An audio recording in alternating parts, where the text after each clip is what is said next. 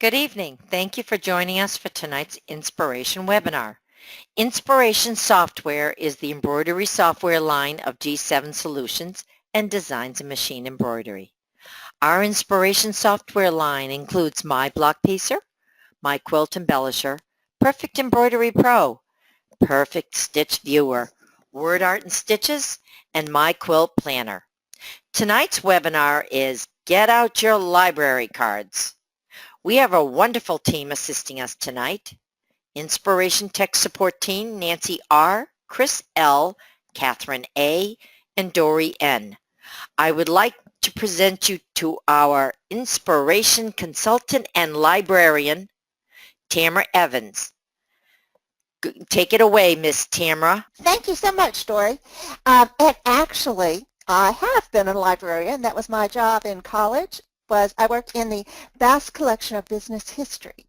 It was great because they had an IBM typewriter so I could type my papers, the kind that had the correction that, nobody had at in the dorm or at the sorority house I lived in. So I'm dating myself. I will stop that now, except for one thing. When we talk about library cards, we're talking about the libraries that are in the software as well as the catalogs. And for our purposes this evening, those are basically the same thing. For any youngsters that are joining us, they may not know what a card catalog actually was.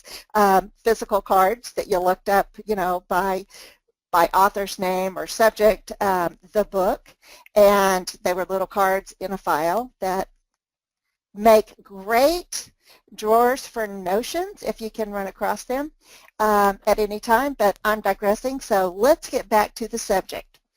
The first one that I want to talk about this evening is the block catalog or block library, as I refer to it. Right now I'm in my Quilt Embellisher. And these are the blocks that are included with the software. They are categorized here by album blocks, and this is alphabetical, alphabet blocks, basic blocks. You can also search the block catalog, pardon me, or block library by typing in a name. So if I want to look at a maple leaf block, I can type in maple. And you will see this often right here on many of our catalogs and libraries that you can search them by name up or down, and you just type in a name or part of the name, and you can click the down arrow since I was kind of at the top of the library. And it highlights maple star for me. If I want a different maple, I just keep clicking, and here's maple leaf. Another click will give me another maple leaf. I keep going down, and here's maple leaf number 1. It's a little bit different, you can see. Another one, maple leaf number 2, which is right next to it. Keep clicking. Maple star, which is a little bit different than the other one we saw. And you can search that way. Then you can also go back up to maple leaf 2. So there's a way to search through these. If you're looking for, you remembered part of the name but not the whole name, you could just type it in and search for it. Okay, so all of these are in our block catalog. Now, the block catalog in my Quilt Embellisher, as most of you know, contains over 2,200 blocks. They are blocks that are artwork. You can click on any of them, like pine tree number 1, and pick a size, whatever, click OK, and it brings that up on your screen as artwork. All of our blocks are artwork. So if you like them, you can take and arrange them differently, and we've talked about that in different webinars that we've done with the software, that you can alter these pieces of artwork. But it gives you a basic place to start with if you're interested. Now, let's pull up my block piecer.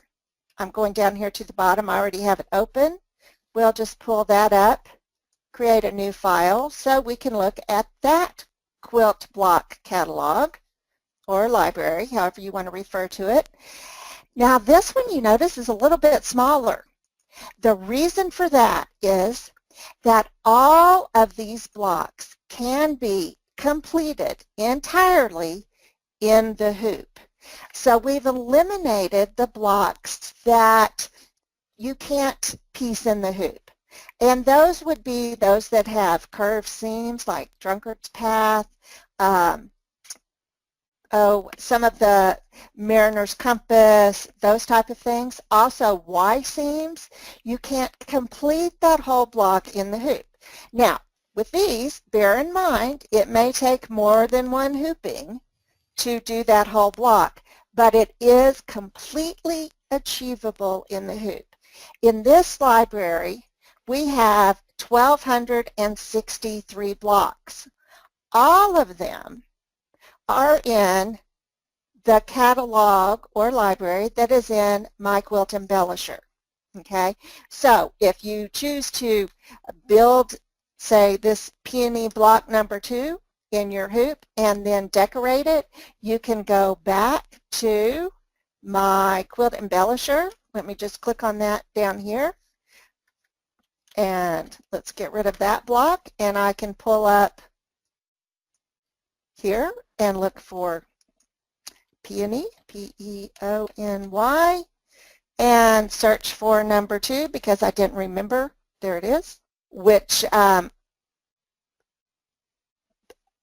block file it was in, which one of these file folders contained it. And there's peony number 2, but there may be another one if we search further. And there's another peony number 2 right here, which is the one that we had before. So I can build it in one program and decorate it in another. Now, while we're talking about blocks in the block library, there is another way that you can create blocks, and that is by doing it yourself. Let's go to create our own block by opening one that already exists. I'm going to go up here into my designs, which I've been playing around on here so it doesn't go straight to them, into actually, the easier way to do that, sorry about that, is to come over to the library here, and down at the bottom right-hand corner, I can go through different samples that I have or different things that I've added in here. One is a crazy quilt block. I could do, hang on one second. I've changed computers, so let's just go up to samples and pull up a block from here, like this fox block. Let me open up a new page in the top left-hand corner.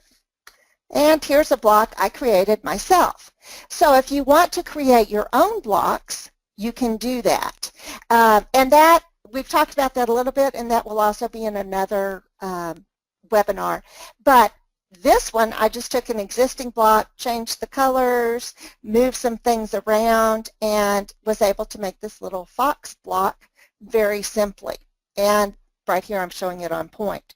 So you can create your own, but what I want to tell you is that at this point, the only way to add them to your block library, if you wanted to have a library with section with just blocks you have made, would be to send them to the forum. Go into our forum in the software, go to today, and right here you can click on the Inspiration Forum, and it will take you to our interactive forum and submit that block. I have word from good authority that if you would like to add blocks, you can submit them there, and that those will be added with the new updates if you'd like to share them with everybody else. It is okay to create your own and just save them somewhere where you know where to go find them, and then you can embellish them just like you would a regular block that is from the block library. Okay, this icon right here in both Quilt Embellisher and Block Piecer.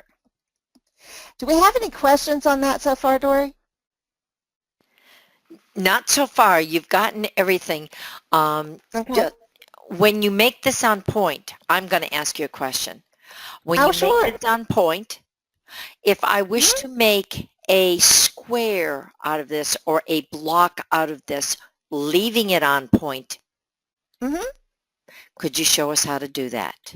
Sure. Like this block that came from the block library. If you want to make that on point, then you simply select the entire box or block by dragging a box around it, or you can also use Control A, hold down the Control key and press A, which some people are more comfortable, and then come up to the top here where your icons are to move things. You can rotate it right or left and more than one time. You can also go over into your properties box on the right-hand side where the transform icon is. Click on that, and if I wanted to do something really odd, like rotate this 60 degrees instead of the 45 degrees that I get by pushing the arrow, I could say 60 degrees right here, and of course click apply, and now I have it on a 60-degree angle. So you can do that multiple ways. You can take existing blocks and change them, rotate them, of course resize them, change the colors on them, and you can start with, it's kind of like starting with a cake mix, but then you add other stuff to it. So I've heard. Um, if I cooked, I might know that. So I could take this portion of the block and change the color on it to, so we'll come down here to our thread colors, which is also our artwork colors. And I'll right click on blue and I could change that to blue. So that's some ways that you can modify existing things that are in there. So if you don't like exactly the way it's done, you can always change it a little, just like we do with designs in Perfect Embroidery Pro. And that's the block library. Okay, so let's look at some other libraries. Another one, let's go to, actually, I'm going to go back to my block piecer because I haven't done all of my work this month. I'm going to close the Quilt block library. When you bring up the software, you get the My Inspiration Today page. And on this page, both in Block Piecer and in Quilt Embellisher, it shows you, and in PEP, which if any of you have that, you get 5 free designs every month right here. So I haven't downloaded February's designs yet, and this is a question I get frequently at seminars when I'm out on the road, is where do those go? How does that work? So let's go through it step by step. And the first step is to have an internet connection so that this page displays. If you're not online, you can't download the designs, okay? I know that sounds simple, but sometimes we forget. But you do need to be online. Then when this page comes up, or software and then you thought about it later, you can always come up to the top left-hand corner where it says Today and click on it, and you can bring that page up again. Okay, you haven't lost it, it's still there. Then click on the free designs. So when I click, and that's a left click, it says, what do you want to do, run or save the file? Well, I find it easiest to say run it because I'm online, I can run it, and of course it wouldn't come up at all if you weren't online. If you save it, you have to remember where you saved it to. So I think run is really the easiest option because I want to get them in my library. And then it says, thank you for your download. Click OK to continue. Now, they've been downloaded, but they haven't been installed, which is what we have to do. So you can't stop here. You have to click OK.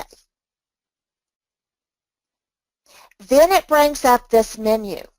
I want to install the designs, so that's my first option here. I could go other places if I want to, but right now I want to install these designs. I click on that. It brings me up another menu that says, this is the collection I want to install. Dimes February 2016 free designs. And where do I want to install them? This is your default destination folder. For those of you who have lost your free designs or you aren't sure where they are in your C drive, Dime, then Designs, then Dime Free Designs. Okay? Then all you have to do is click Install. Select the format that you want. You can select the format for your machine, or I always just select C2S. Some of them are digitized in C2S, some of them are not, but if they have been, I always want that original version if I have any Dime software, because that's our native format. And from that, I can save to any other format. So I click OK, and now it's done. So I just click OK, and it shows me my file folder here. That is, if you look at the top here, computer, your C drive, Dime Designs, Dime Free Designs, and here is February of 2016. If I click on that, it'll open up that folder for me. Now, if you don't see pictures on yours, it's because you don't have our Perfect Stitch Viewer software. You may see something with just names like, let's go to View. You may see it look like details, just numbers like that. If you have Perfect Stitch Viewer, then you can see what the designs actually are by going into the View option, click View, and click medium, large, or extra large icons. I like large for the most part. And then it will show you a picture of each design instead of just a number, which, you know, really means nothing to me. But here, when I click on it, you can see a bigger image. There's a cute little rabbit. There's another rabbit. And I still haven't downloaded my PEP designs, evidently, on this computer because I only have 10 instead of the 15 that I normally get. So, Dory, did I lose anybody there? No, that was a good explanation. The only other thing you could point out is the reason that you have a preview pane is because you have that option triggered under View. Oh, Please, okay, cool. if you go up to View. View? Yes, ma'am. Oh, yes. Okay, so in mine, I have... Okay. Where do I trigger that? I'm on Windows 7 in here. Ah. Or Vista. Oh, I don't know which one it is. This is my older computer. Not important. Okay. So, okay. But I can get rid of, it's right here. Sorry. Yes. Hide the preview pane or show the preview pane. You will have something like that. Everybody's computer is set up a little bit differently, and not everyone is necessarily on the same operating system at the same time. Even our own computers aren't. But that's a way that you could see it, is if you have that preview option set up. Yes. Good point.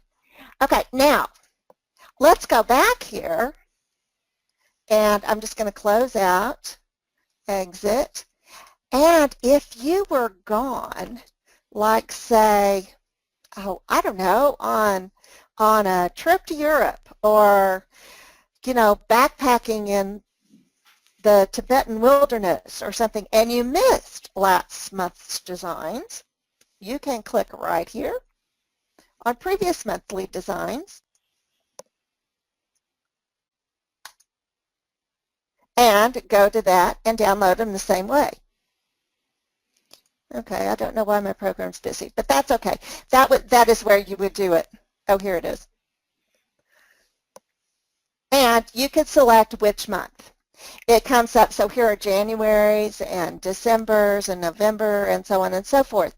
So if you missed a month or you're new to the software, you can go back through and download the designs in the same way we just did, but look at the previous month's designs to do that. And each software has its own set of designs. They are not the same from software to software. That's true. So if you have Quilt Embellisher, Block Piecer, and PEP, you get 5 free designs every month. So that's 15 unique designs each month. And you can download which ones you want to. Now, let's see where those went when I downloaded those. Let's come down here in the bottom right-hand corner to our library. Now, you can switch back and forth. You have tabs here, and you may have more tabs depending on which software program you're in. Here's my sequence view of the design I have up on the screen. But my library is right here. And I can click on that. And within that library, you may not have as many folders as I do because I tend to put a lot of things in my library that I'm working on because it makes it easier for me to go grab them and bring them in. But you will have a heading that says Dime Free Designs. Right next to this, there's a little square. If it's got a plus sign, click on it, and it will show you the folders within that. So this is how you can get really organized. You can have Dime Free Designs, and they're organized by month and year. So if I look at December 2014, I probably have 15 designs in there or more. If I've well, in this case, I've downloaded them also in DST format on some of them. But those would be all the free designs that I downloaded from December of 2014. Here's February of last year, 2015. There's all of the designs. Here's February of 2016. So here we see the designs like this one that we just downloaded.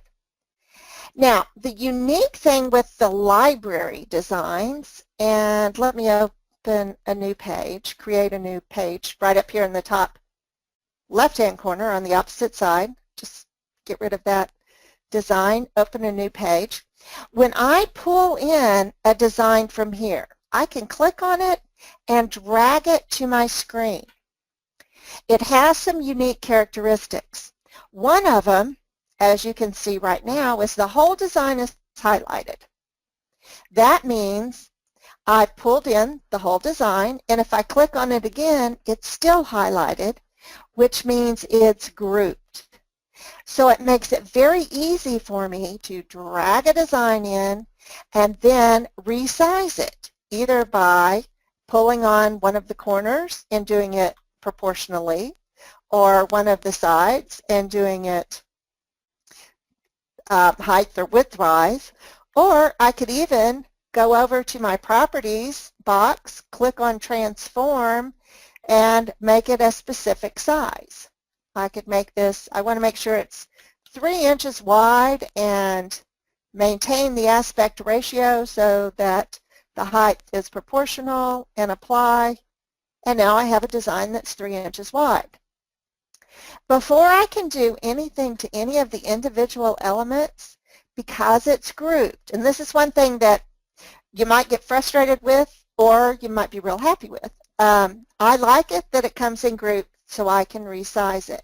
But if I'm going to play with any individual function or any individual portion of that design, color or object, then I need to ungroup it, which that is my icon right there. I can click Ungroup, or I can right-click and click Ungroup there.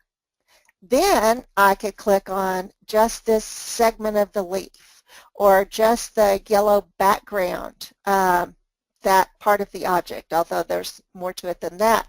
And at this point, I might want to change my view on the lower right-hand side from library to sequence.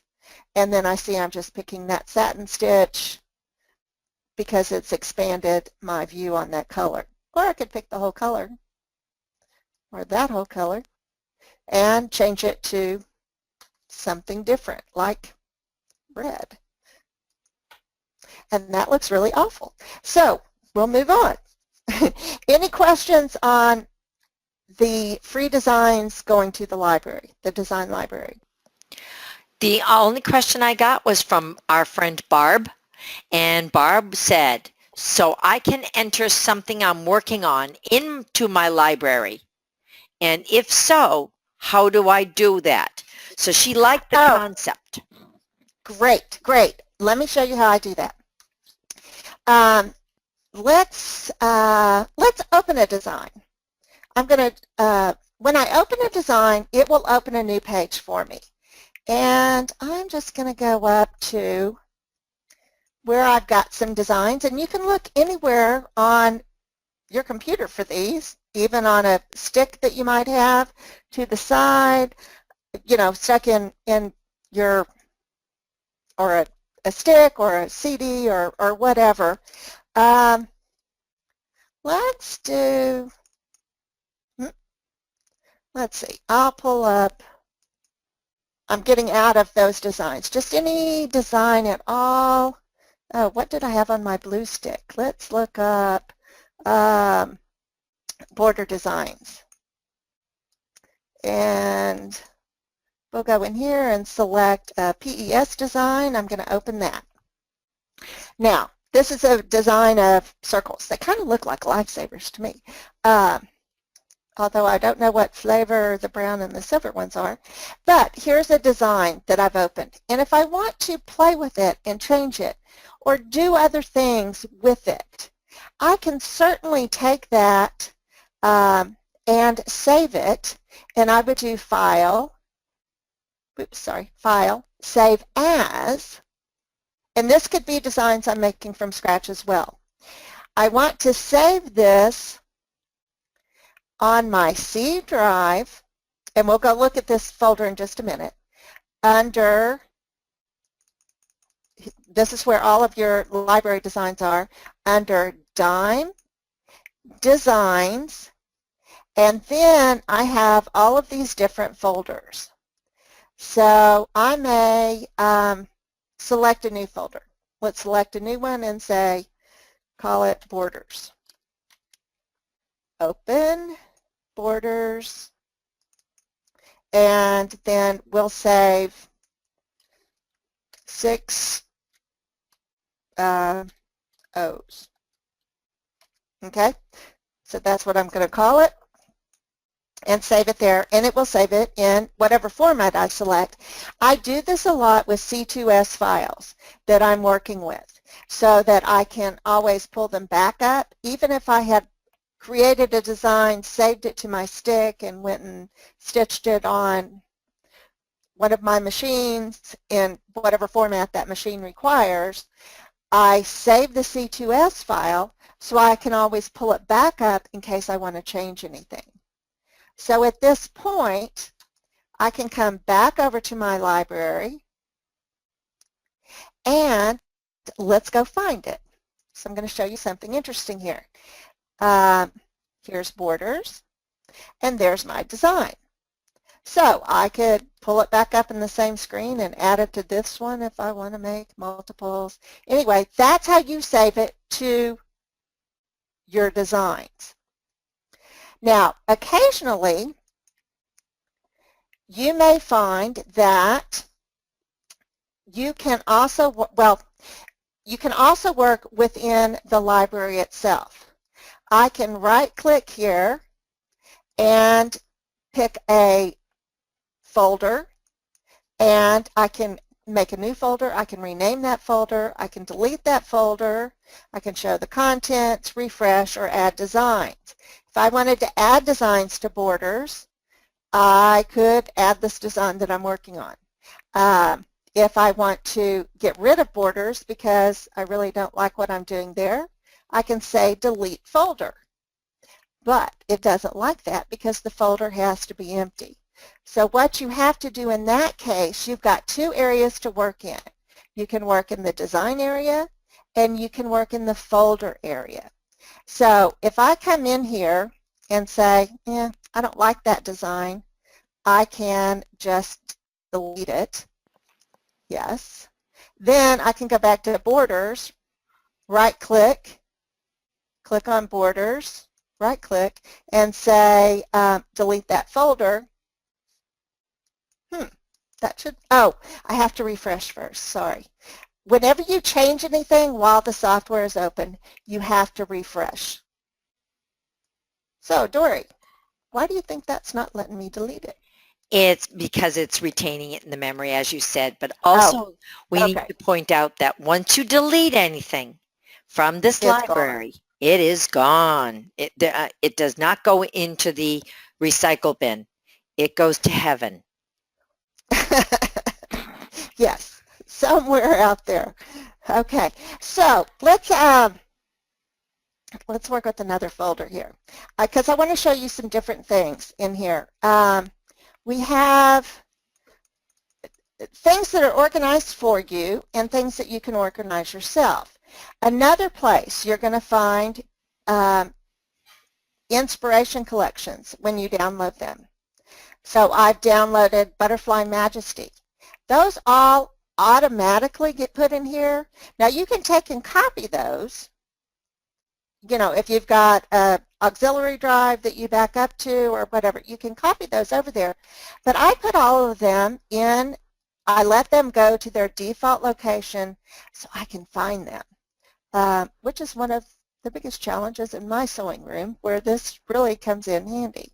And I've got lace borders and vintage holidays and Lulu's Christmas. Now you'll notice with some of these I have categorized them different ways. Lulu's Christmas I have an X in front of it because it did not come in C2S. It's a PES design. That's just something I do for myself for organization. I'll put an X in front of collections that I want to get to but that aren't in C2S. When you save designs from Quilt Planner, not Quilt Planner, from Block Piecer, it will automatically save those into your design, into this design library. So let's go see how that's done. Let's move to my Block Piecer and create a new design. Let's open up something from our block catalog or library. We'll just do something simple. We'll do basic. Let's do nested triangles. And we can select, of course, whatever size we want. But I'm just going to pull this up. Now we're going to take it straight to, up in the top left-hand corner, our workflow. Select a hoop that will fit that design.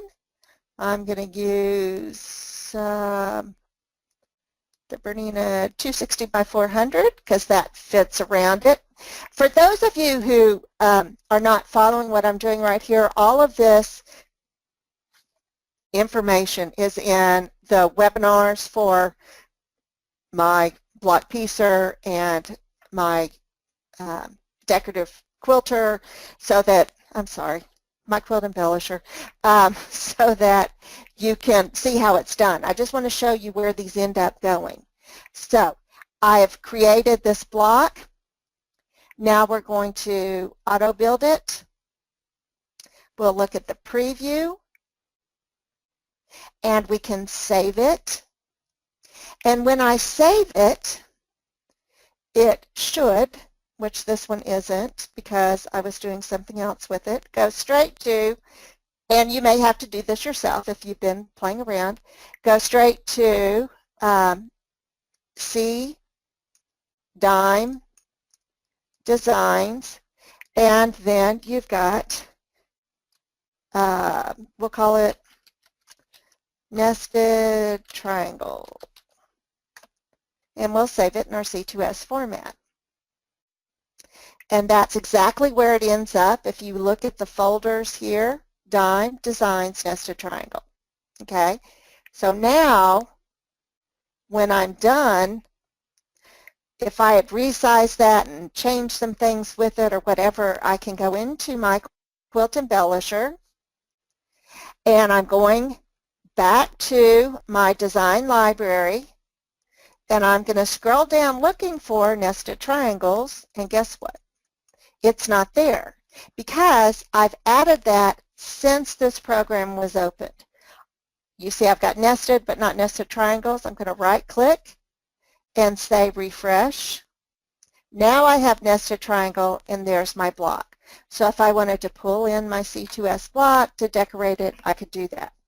You have to remember, if you have files or programs that are opened, they don't get automatically refreshed when you save new things to the library. Do we have questions there, Dory? No, we do not. So far, apparently these ladies are following you completely. Okay. So the easiest thing to do is just click and say refresh, and it will refresh so that you have the new stuff. If I was going to decorate this and save it, it wouldn't show it to me until I refreshed again. And you can refresh in both the file folders as well as within the folder itself. Okay, so if I did something with this, I could refresh that as well.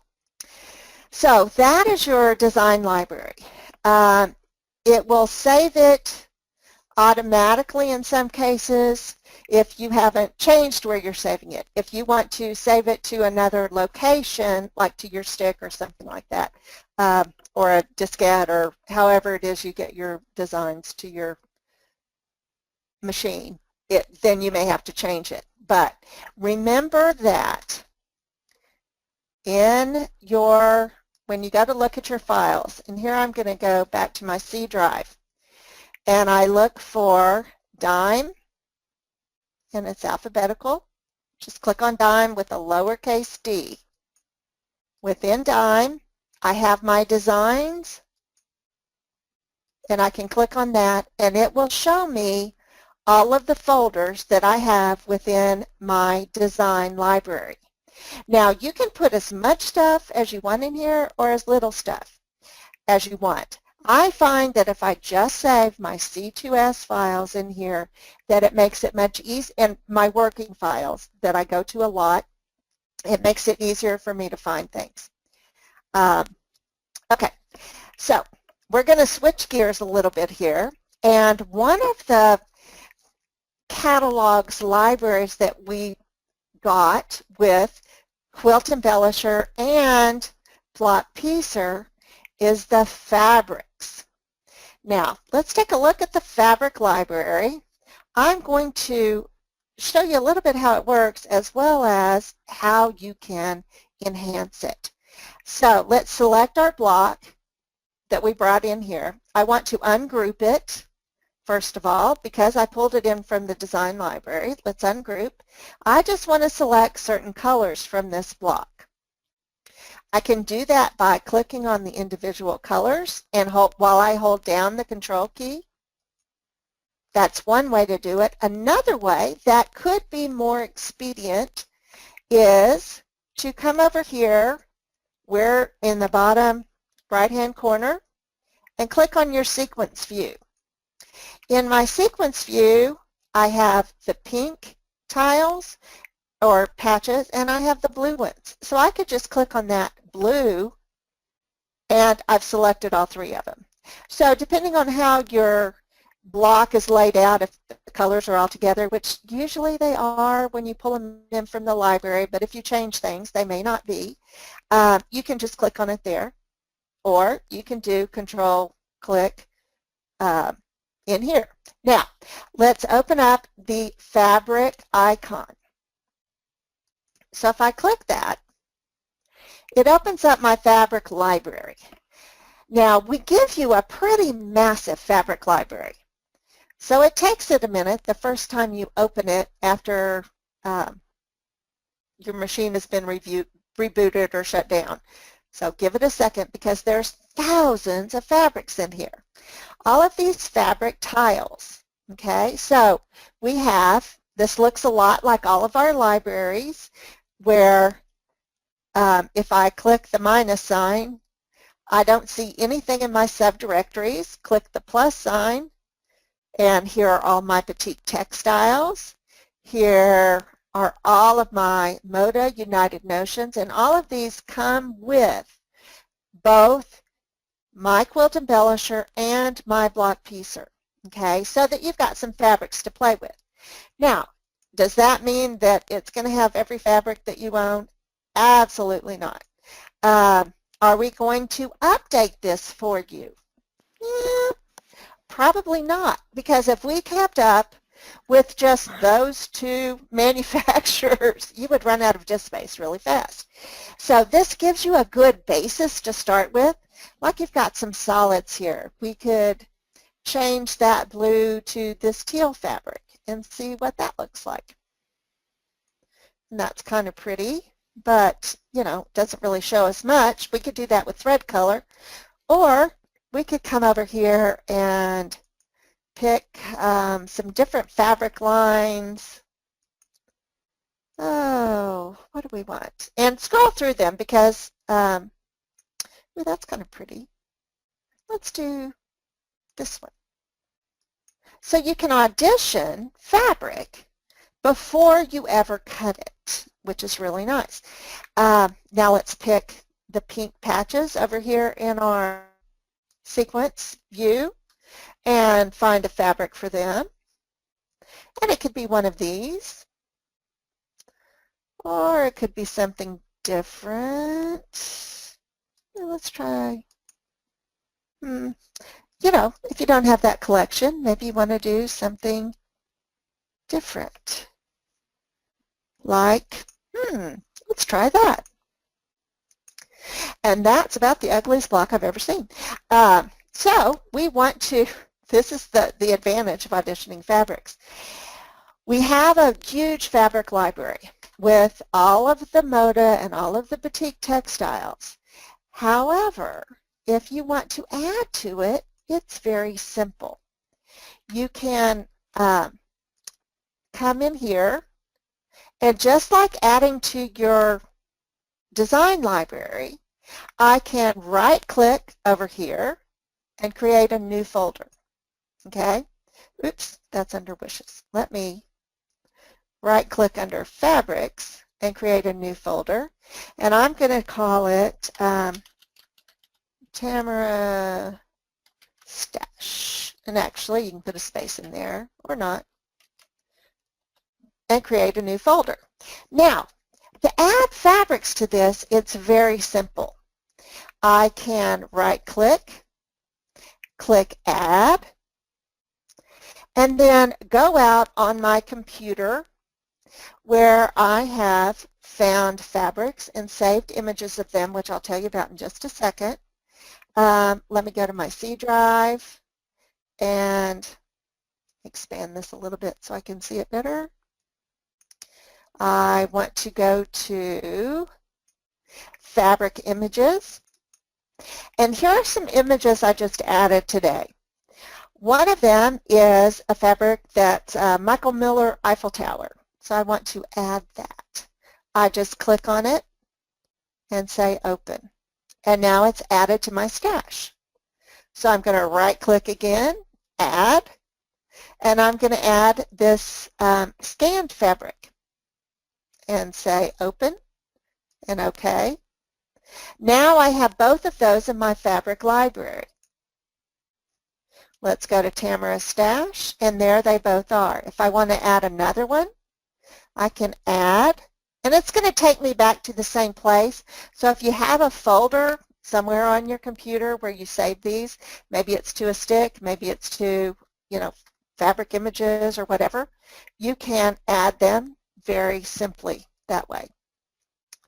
And now we have two of them on there, or three of them.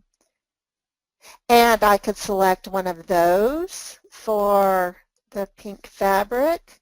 Let's come back up now to my fabric stash click Tamara Stash and add the Eiffel Tower fabric.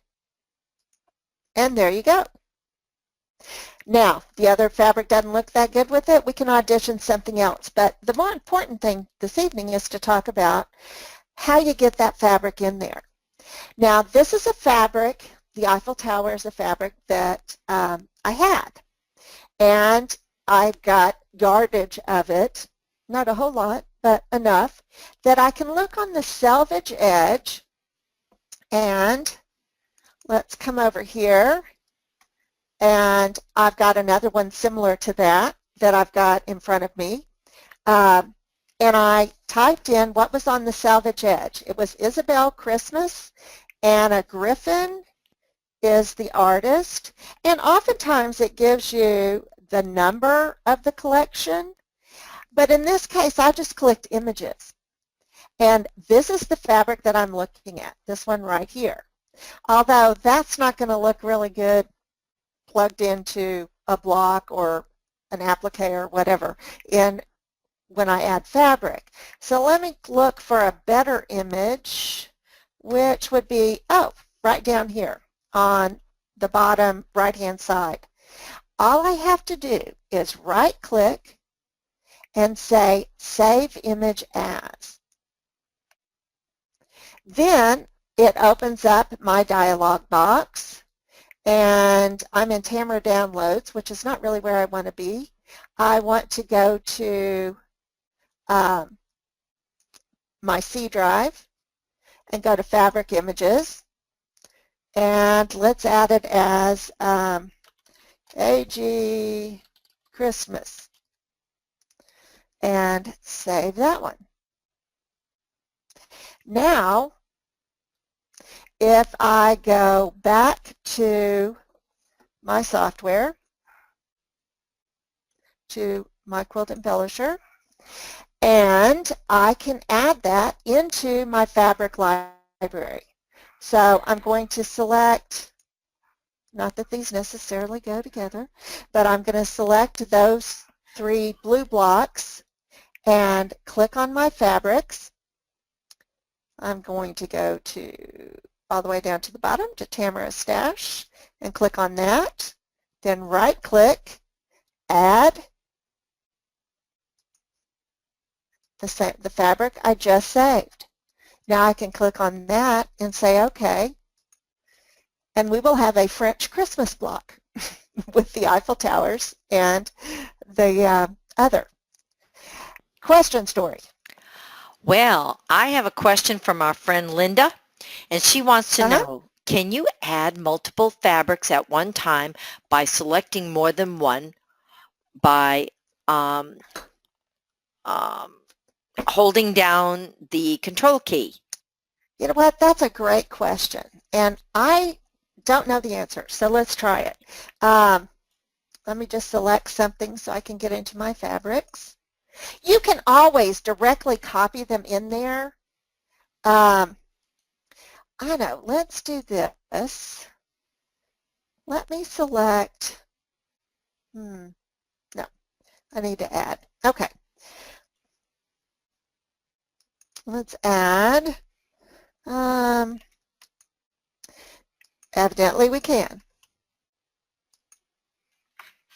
And it didn't show you the multiples there, but yes, that was a very good question. If I had downloaded a lot of designs, like I go to a website and I download everything in a collection, I could do that and then add them at one time.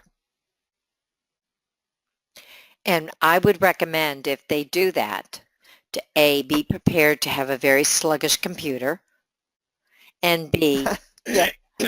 I would suggest that they do this in a 100 by 100 size. You know what, and Dory, I was just going to get into that. That's a very good point. You notice here I have 2 different fabrics, and I'm actually going to switch over to my file folder so you can see these a little bit better, and go to see fabric images. And here is one fabric, and this is a fabric that I bought just recently at a big box store, and I scanned this because on the salvage edge it said made exclusively for um, and with no other information. So I couldn't find it. I couldn't search for it on the internet. So this one, I actually took the fabric and put it on my flatbed scanner and scanned it. And the representation of the color came out like almost perfect. I mean, it's very, very close. Now, I could have straightened it up a little bit when I did that. But the other thing that you can do, scanning is one way to get an image in. Another thing you can do is take a photograph. And this is the photograph of the same fabric. I am not a good photographer. And it's kind of blown out here, a little more orangish than in real life. This is a better color representation. So if I'm really looking to, and this is my photography skills, not necessarily anybody else's, if I'm looking to get a better match, then I'm going to scan it. With the exception of shiny fabric, it scans kind of, you get a little funkiness in there because of the sheen from the light. You may be better off photographing that. But if you've got the fabric right in front of you, that's very easy to do. My first choice in adding fabric to my library is to find it online. Now, this Anna Griffin fabric right here was from 2010. Okay, so if you've got fabric that has been made, you know, in the last at least 16 years, maybe even 20 years, then there's a very good chance if you can Google or search whatever is written on the salvage, then you're going to find it and you can save an image. If you have fabric that you've had since, you know, before the internet was invented or that you can't find online, then I would suggest scanning it or photographing it. Just see, you know, where your skills take you, but you can certainly get an image of that. And you don't need a real high-res image. Most of the ones online are going to be just perfect. You'll notice on this one of the Eiffel Towers, it does scale it, and if I scroll out or scroll in, it doesn't really change the size. But the important thing about the fabric is that it's showing me the color. And that's what I'm really looking for here, not necessarily the pattern and the way the pattern is portrayed. Does that make sense, Dory? That makes a lot of sense. So we're not doing this for the scale of the print. We are doing this just for the color. Absolutely, absolutely, because you could spend a lot of time, especially if you're doing something, let's say with, let's just select these blue pieces. If you're doing something with stripes, the stripes may not be going anywhere near the way you want them to. This is going to be really ugly, I'm just warning you. Those are going up and down. If I was going to put like black and white stripes on there, they would be at an angle, which means I would need to angle my fabric swatch, which you could get, but frankly at that point, you know if it's going to work or not, I think. The scale is not true to life, but the color can be, which is really the more important part, I think. Super. Thank you. So other questions? Nope, we're good. The moderators have knocked out the questions here, and Awesome. you've done a really nice job of clearing up the basics of the software.